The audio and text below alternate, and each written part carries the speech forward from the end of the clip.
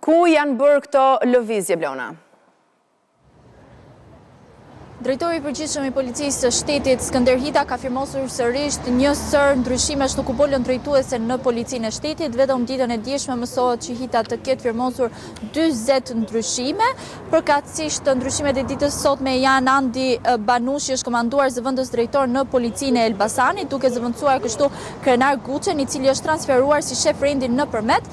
Alfred Cena është emëruar shef i komisariatit numër 2, ndërsa Gerald Toska merr drejtimin e komisariatit të Fierit. Nga ana tjetër, Dritan Muça është caktuar zëvendës drejtor për hetimin e krimit në Vlorë, ndërsa Dritan Malaj po në të njëjtin post, por në Berat. Islor Islami, i cili një ditë më parë dha dhe dorëheqjen nga posti i drejtorit të përgjithshëm, nga posti i drejtorit të Policisë së Lezhës, është emëruar në drejtorinë e përgjithshme të policisë si shef sektori në mbështetjen hetimore të krimit të organizuar, ndërsa Erdit Rrechku është emëruar shef i komisariatit në Peqin. Ndërkohë nga ana tjetër në Policinë Rrugore në Tiranë, ashtu siç e kemi bërë të ditur edhe dje, është emëruar Lucian Zeqar. Ermal Zaimi është emëruar komandant i linjave të trafikut urban, ndërsa në krye të sektorit është vendosur Jetnor Shira.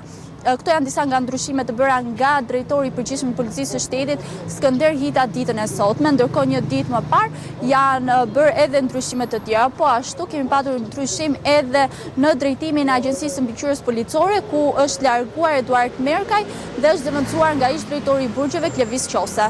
Kuptoj. Mirë, faleminderit Blona.